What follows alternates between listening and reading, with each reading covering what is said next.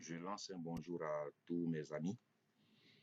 C'est vrai que ça fait très longtemps que je n'ai pas produit de vidéo. Donc, ceux qui me suivent, ils savent très bien que les vidéos, je les fais que lorsqu'il y a un sujet hyper important sur lequel on peut discuter. Tant que c'est des sujets qui n'ont pas trop d'influence sur notre vie quotidienne ou sur notre vie future, je ne prends pas mon temps pour en parler puisque déjà, d'autres en parlent et c'est largement suffisant. Je ne suis pas là pour répéter ce qu'on a déjà dit, mais pour faire des analyses nouvelles. Depuis peu, le président de la République française est en Côte d'Ivoire pour une visite d'État. Dans sa visite d'État, avant de venir en Côte d'Ivoire, il avait précisé qu'il faut que les chefs d'État africains qui sont dans le G5 Sahel donnent leur vrai point de vue par rapport à la présence de l'armée française dans le Sahel pour la lutte contre le terrorisme. Ce qui est bizarre, c'est qu'il ne sera pas dans un pays concerné par les djihadistes, par le G5 Sahel, mais il sera dans un pays qui n'est pas concerné en fait. Il va en Côte d'Ivoire. On se rend donc bien compte qu'il va en Côte d'Ivoire pour un but précis. Macron va en Côte d'Ivoire pour annoncer, d'après ce que nous disent les médias, la fin du CFA. Un peu comme quand De Gaulle est venu pour annoncer la fin de la colonisation. C'est le même système. Rien n'a changé en fait. Mais analysons point par point, pas tous les points bien sûr, mais les points les plus cruciaux, ce qu'il vient de faire en Côte d'Ivoire.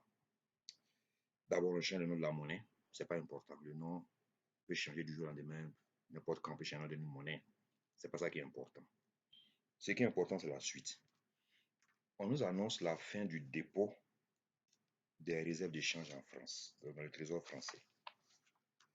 Et on nous dit donc que le fait qu'on n'aura plus obligation particulière de déposer nos réserves d'échange au trésor français et qu'on est libre de placer là où ça nous plaît, ça veut donc dire que nous avons fait un grand pas devant.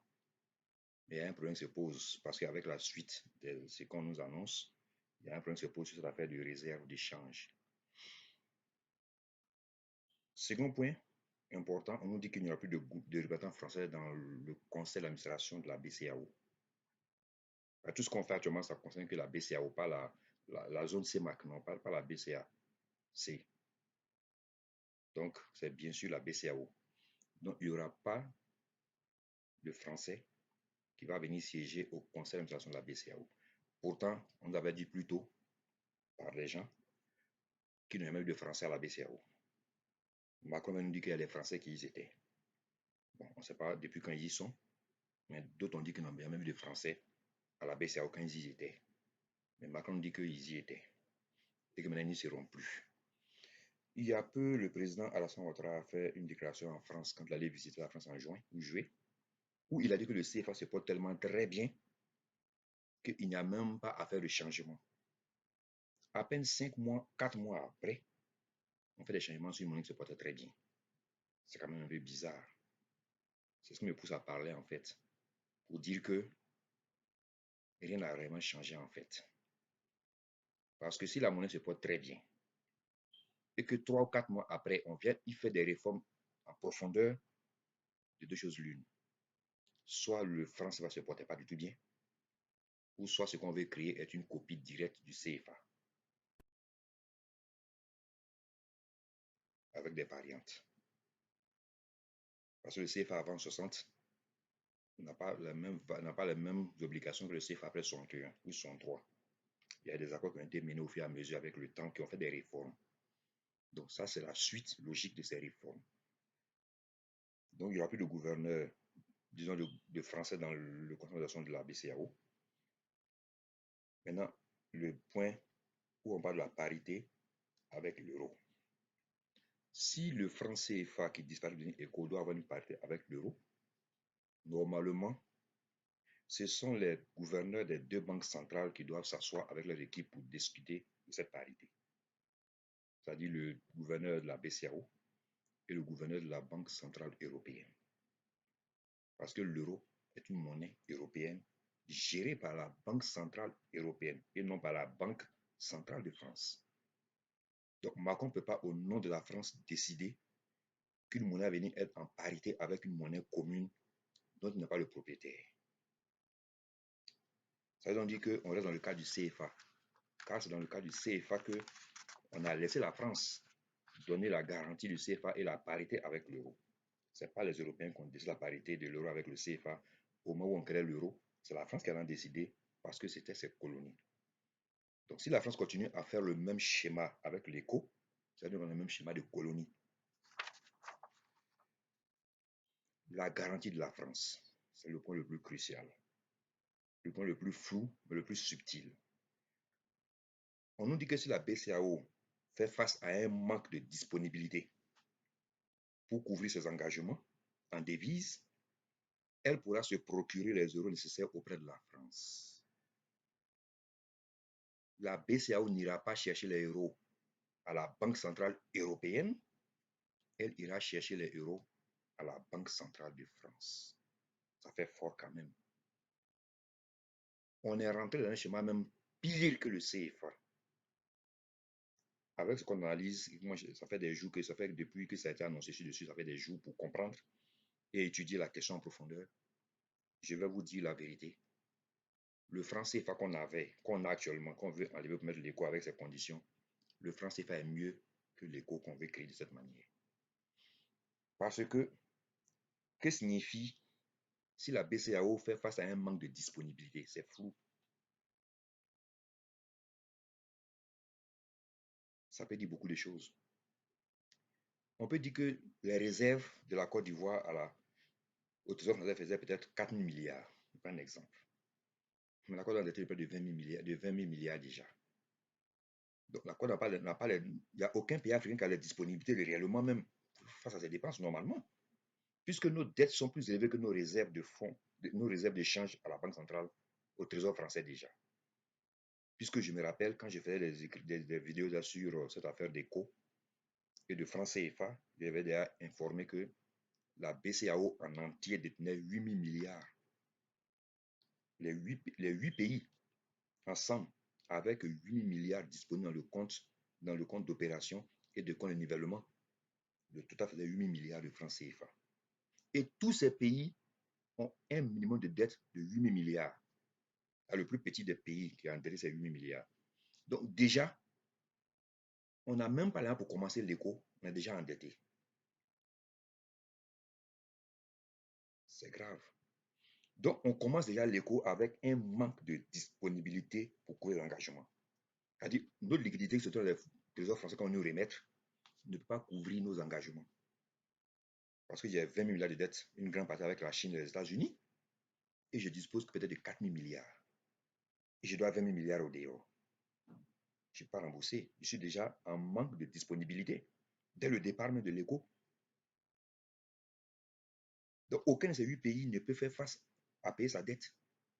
Donc, ce sont des pays qui sont déjà potentiellement hyper endettés, donc qui ne détiennent pas de disponibilité même pour faire face à leurs propres dépenses quotidiennes si elles veulent payer la dette. Donc, la France donc, va jouer la garantie qu'elle joue depuis le début. Maintenant, on ne nous dit pas comment la France joue la garantie. Moi, je vois les deux choses l'une. Si la France n'a plus accès à l'argent de réserve, ça veut dire que la garantie sera en nature. Ça veut dire que pour que la France garantisse de l'argent pour nous à l'extérieur, il faut que les Français aient la même main sur notre économie. Je prends un exemple. Vous avez là une banque qui garantit le placement de votre argent dans la banque, ou bien sur le marché boursier. La banque qui garantit votre placement, c'est elle qui vous oriente dans vos placements en fait. Vous pouvez dire, bon, je vais placer de l'argent dans telle affaire. Ils vont trouver un conseil qui va dire, non, ça ne rapportera pas assez. Il faut plutôt investir dans ce domaine-ci. Et nous, on n'a pas la garantie que ça va marcher. Ça veut donc dire que la personne qui garantit pour toi ton argent ne place l'argent où ça lui rapporte. Il ne va jamais mettre l'argent où ça lui rapporte, pas du tout. C'est impossible. Donc la garantie française même est la clé de voûte de cette monnaie. C'est ça même qui nous enchaîne. Parce que la France ne va pas garantir l'éco. si elle n'a pas l'assurance que nous avons des capacités de payer la dette. Et la seule façon de payer la dette, c'est de compenser cela en nature parce qu'on n'a pas d'argent liquide pour justement faire face. Et on veut contrôler l'inflation. C'est-à-dire que la France va contrôler la quantité de billets qui va sur le marché, comme avec le CFA. On vient de la changer en fait. Le souci des Français dans cette affaire, c'est de juguler l'inflation. Donc, la quantité de billets de co qui seront émis sur le marché sera décidée par la France. Donc, c'est elle qui va garantir la quantité de billets qui vont sur le marché pour éviter une inflation élevée.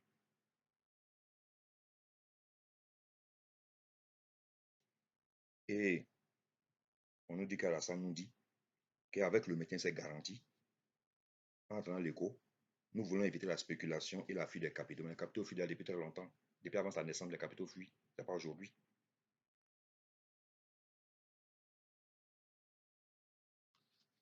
Donc, on voit bien que cette affaire d'écho, elle est floue et elle est flouée. Ça, c'était le côté de la critique des différents points qui ont été soulevés par Macron et Alassane. Maintenant, on va entrer dans le domaine même du débat politique et relations internationales. L'UEMOA est une entité, une institution économique qui est gérée par 8 pays. Dans leur convention, il est écrit que pour ce genre de décision-là, c'est la conférence des présidents qui se réunit avec le gouverneur de la BCEAO ou son équipe pour prendre ce genre de décision. Le changement d'une monnaie avec comme de nouveaux accords qu'on va signer doit être annoncé à la suite d'une conférence des présidents. On apprend que donc pendant que Macron était avec Ado à Abidjan, il y avait une réunion de la CEDEAO à Abuja pour la même question. Si tel est que l'éco est une monnaie vraiment africaine, pourquoi est-ce que c'est Macron qui quitte la France pour venir annoncer les changements de cette monnaie? Alors que Ado a dit que le CFA est géré par les Africains. Je pense que quand tu gères ta maison, c'est toi qui prends les décisions. Mais si ton voisin doit prendre pour toi les décisions dans ta maison, ça veut dire que tu n'as pas le pouvoir de décider chez toi, donc tu ne gères pas à 100% ta maison. Le fait que Macron même se débat venir parler du franc CFA et autres, veut donc dire que ce n'est pas nous qui gérons la monnaie. Ce n'est pas à Macron de venir annoncer des choses sur l'économie ou la monnaie d'un pays qui se dit indépendant. Ça, c'est du deux. Il n'y a jamais eu de réunion au niveau de l'UEMOA pour dire tout ce qu'on nous dit aujourd'hui. Ce n'est pas un président africain qui doit annoncer. Ce sont les 8 chefs d'État qui doivent venir annoncer à la suite d'une réunion et faire lire le communiqué par les ministres de l'économie et des finances, le porte-parole du groupe. Troisièmement, on n'a même pas encore écrit les accords là qu'on va signer. Tout ce qui est annoncé n'est pas encore sur papier et pas encore signé. On ne sait pas en réalité ce qui va être signé. Parce que déjà pour le franc CFA, les accords ont été modifiés en 2007 par Sarkozy.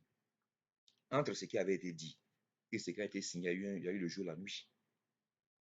Conclusion, il y a ce qu'on nous dit en public et il y a ce qu'on fait dans les accords en secret.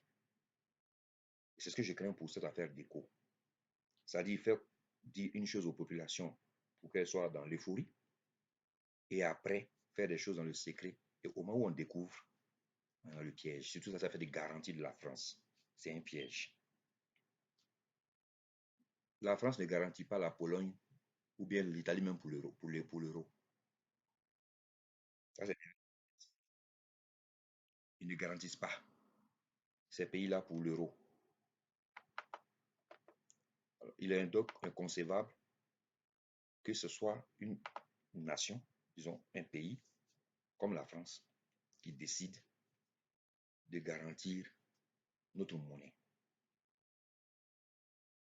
Pourquoi ce n'est pas les Chinois qui garantissent nos monnaies? Ils n'ont pas colonisé. Pourquoi les Allemands ne garantissent pas nos monnaies? Ils n'ont pas colonisé. Donc on voit bien que c'est le pays qui nous a colonisé qui veut garantir notre monnaie. Est-ce que l'Angleterre garantit la monnaie du Ghana ou du Nigeria? Non.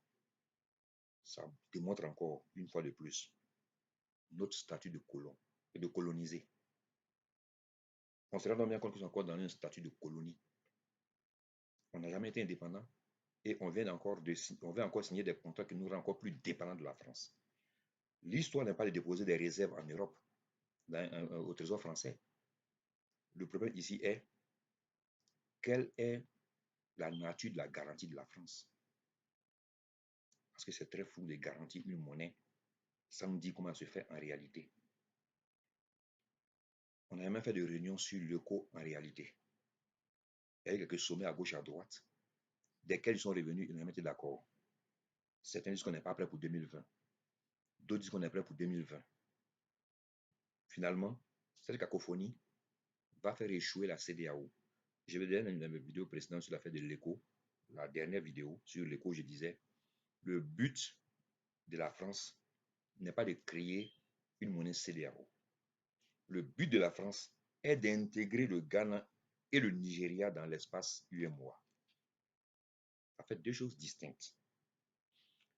Donc, on dévance le Ghana et le Nigeria sur le nom LECO, qu'ils ont adopté depuis longtemps, avant nous. Et on leur fait comprendre que ce qu'ils ont adopté comme ECO sur lequel ils travaillaient, on est déjà prêt, qu'ils nous rejoignent. Et comme le Nigeria dit qu'on ne pas déposer dans les trésors français, ils disent, OK, vous déposez là où ça vous plaît. Mais nous, on garantit là où vous déposez. Finalement, on va déposer où? Ce n'est pas toujours en France. Parce que je dépose mon argent dans la banque qui la garantit.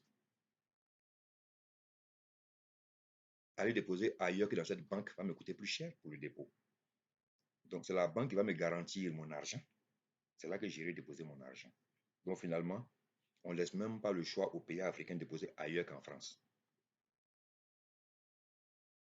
C'est pour ça que je dis que les accords du CFA sont 1000 fois nettement mieux que les accords de l'ECO qu'on veut signer. Ça, c'est de 3.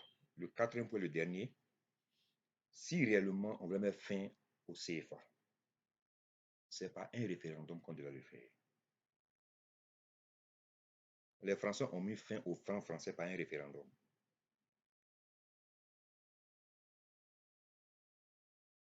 Normalement, si Macron voulait vraiment mettre fin au CFA, c'est tout ce qu'il pouvait dire, organiser un référendum dans chacun des pays le même jour pour décider si oui ou non vous continuez avec les accords du CFA. Si vous dites oui, ça continue. Si vous dites non, on se libère là. Mais comme ça n'a pas été fait comme ça veut donc dire que nous sommes encore sous le joug colonial français. Et cette fois-ci, comme dans la vidéo dit avant, que Gbagbo nous a beaucoup plus liés dans le CFA et l'accord 2007 qu'avant, maintenant c'est Ado qui nous lie même plus à la France qu'avant. Sur ce, allons méditer sur la question et on va y revenir prochainement pour plus de détails, en espérant que cette courte vidéo va vous permettre de mieux comprendre les contours de cette nouvelle monnaie, pour laquelle je ne suis pas du tout d'accord, car elle est la copie complète du franc CFA et en pire.